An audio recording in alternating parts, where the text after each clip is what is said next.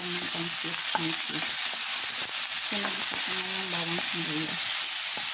Lagay natin ang chicken. Yun ang chicken. Isayahin na yung mga pot.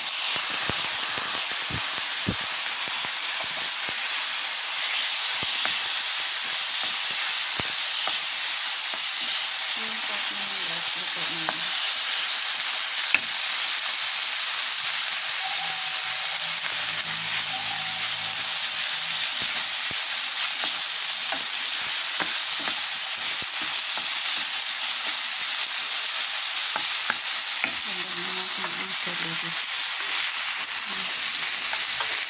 Ito ang tawag.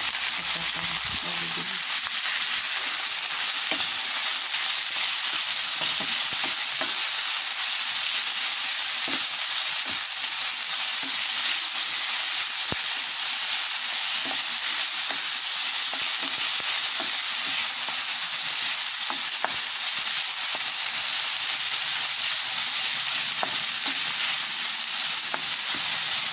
Lagay ko na ang sibuyas at saka yung red capsicum.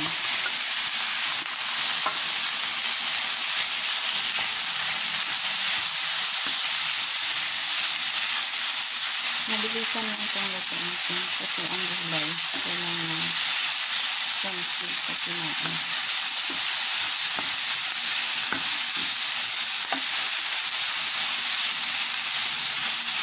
Lagay ko na ang chicken stock.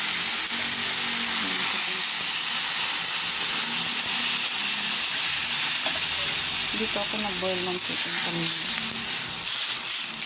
May seasoning na.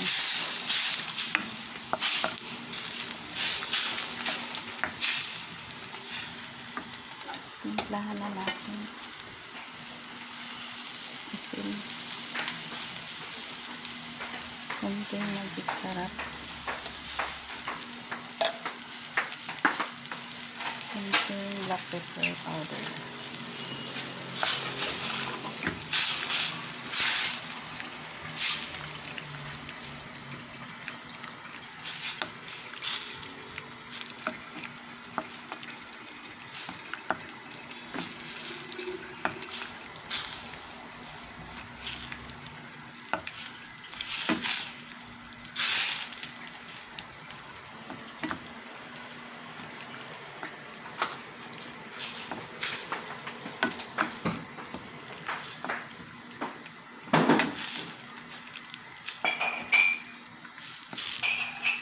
Lagay ko na rin ang toyo. Lagay ko na sorry sa inyo guys. Lagay ko na rin ang repolyo. Kasi luto naman ang karne natin. Yung chicken tsaka pork.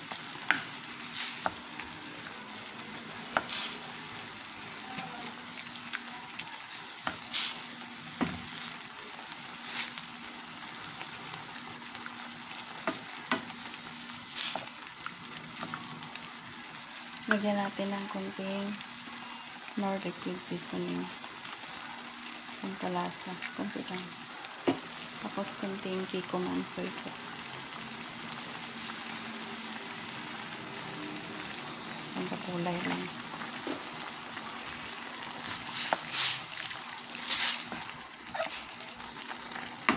Tapos konting sesame oil. Hindi kumki guys. Maganda. Meron din mga Korean brands na maganda. Pero mas mahal din. Pampabango yun guys. Ang sesame oil. May effect din sa body yung sesame seeds or sesame oil. Nag-cleanse yan ng arteries. Lagay ko na ang tea guys. Para matapos na tayo.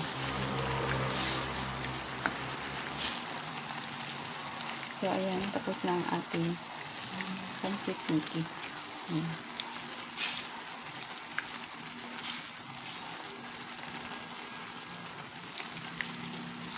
Kapag dinagdagan pa natin ng ibang ingredients gaya ng atay at saka sausage, magiging lomi na to siya guys. Pag meron ng mga hipon, ganyan. Lumin ang tawag doon. Ordinary pansit mix lang.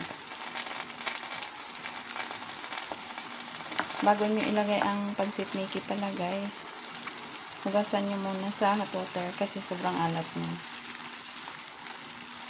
So ito, kaya konti lang ilagay natin kasi maalat. At saka hinugasan ko na yan ng hot water kanina. So that's it guys, tapos na ang ating pansit miki. Thank you so much guys for watching.